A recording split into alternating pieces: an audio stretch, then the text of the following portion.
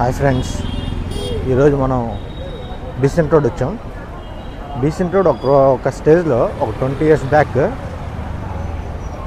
విజయవాడ అంటే Besant road అంటే విజయవాడ అనమాట. ఆ తర్వాత మెల్లమెల్లగా బంద్ రోడ్ డెవలప్ అవటం, బంద్ రోడ్ మీదకి షాప్స్ రావటం వల్ల ఇప్పుడు కొంచెం బిజినెస్ తగ్గింది. అయినా సరే కొంతమంది బీసెంట్ రోడ్లోనే షాపింగ్ చేద్దామని చూస్తారు. ఎందుకంటే అన్ని ప్రోడక్ట్స్ ఒకే చోట దొరుకుతాయి కాబట్టి. చూద్దాం కాస్ట్ ఎంత ఉన్నాయో, ఎలా ఉన్నాయో, క్వాలిటీ ఎలా ఉందో చెక్ చేద్దాం.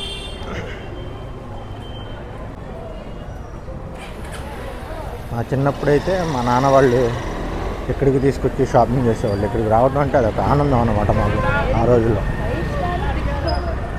ఇప్పుడేముంది, అన్ని బ్రాండెడ్లు అవి తీసుకుంటున్నాం అనమాట. చాలామంది ఈ లోకల్ ప్రోడక్ట్ కంటే బ్రాండెడ్కే మూవ్ అవుతున్నారు. ఎందుకంటే లోకల్ ప్రోడక్ట్స్ తీసుకున్నా కూడా అవి క్వాలిటీ ఎక్కువ రోజులు ఉండవు కాబట్టి మోస్ట్లీ ఒకసారి బ్రాండెడ్ తీసుకుంటే ఏంటంటే కొన్ని ఇయర్స్ 1-2 years అలాగే అసలు స్టెబిలిటీగా ఉంటాయి అన్నమాట. కలర్ పోవటం, క్లాత్ పాడవటం ఏమీ ఉండదు.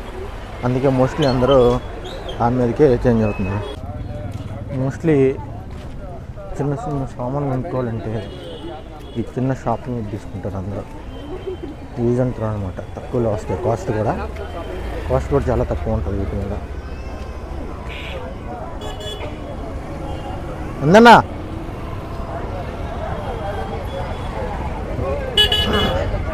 అది మనం అడిగితే చెప్పడన్నమాట. వాడు చెప్తే మనం తీసుకోవాలి.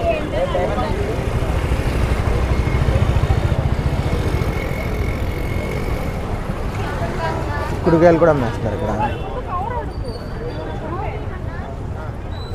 మామిడి పళ్ళు, తోతాపురి మామిడి కాయలు, తోతాపురి. ఇంతకుముందు అయితే ఇలా అసలు నడిచే ప్లేస్ కూడా ఉండేది కదా, అంత ఫుల్గా ఉండేవాళ్ళు జనాలు. తగ్గింది కొంచెం, చాలా వరకు తగ్గింది. ఇవన్నీ మనకి 200-300 వస్తాయి, 300.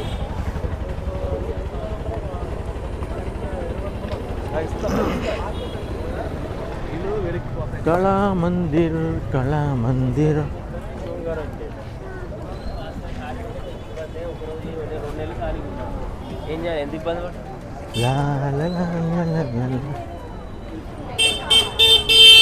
ఫ్రూట్స్ ఇప్పుడు కొనాలంటే ఈ బళ్ళ మీద కాకుండా